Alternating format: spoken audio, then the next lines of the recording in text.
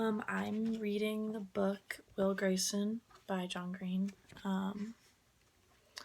In the first part of it, I had recently just started it, and I saw a little quote that his dad used to tell him. So when I was little, my dad used to tell me, "Will, you can pick your friends and you can pick your nose, but you can't pick your friend's nose." This seemed like a reasonably astute observation to me when I was 8, but it turns out to be incorrect on a few levels. To begin with, you cannot possibly pick your friends, or else I would never have ended up with Tiny Cooper. After reading that, I feel like as a teacher, you would have to tell your kids, your students, the deeper meaning of it. And to me, what I understood when I was thinking about it was you can pick your friends, but you can't pick what they do or do it for them. I guess that's how I understood it. But in the book, the person telling the story, he just says he doesn't believe it because he ended up being friends with a person that he really doesn't want to be friends with. And you really have to explain that to students when you come to things like that. And the next one.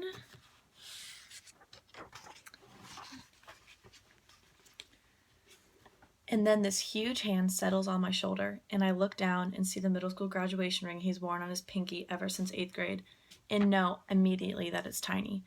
And to think some idiots claim that these gays have fashion sense.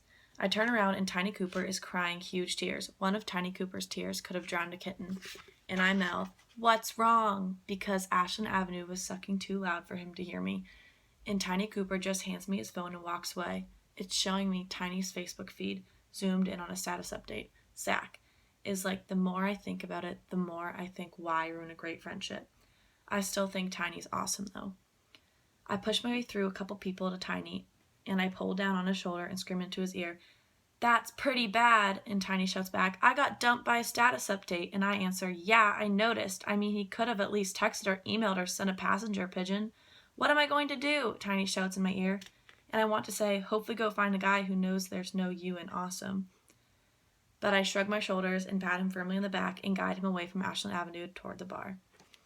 After reading that, most of the words are written in uppercase letters. So my brain automatically realizes that those words are meant to be read in yelling at each other or shouting words to each other.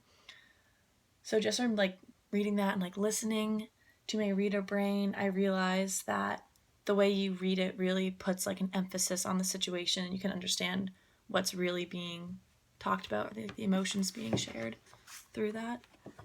And then the last one. Isaac knows how stupid I find these things, and he finds them just as stupid as I do, LOL. Now, if there's anything stupider than Buddy's list, it's LOL. If anyone ever uses LOL with me, I rip my computer right out of the wall and smash it over the nearest head. I mean, it's not like anyone is laughing out loud, but the things they LOL.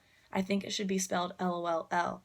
Like what a lobotomized person's tongue does. LOLL, LOLL. I can't think anymore. LOLL, LOLL.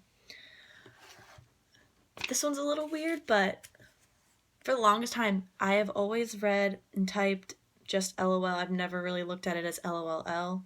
And by reading this, it kind of messes with my brain. So I kind of get confused, thinking I'm overthinking it, or while I'm reading it, I'm just trying to correct it to read it just to be LOL and not the extra letter. So, yep, and those are mine.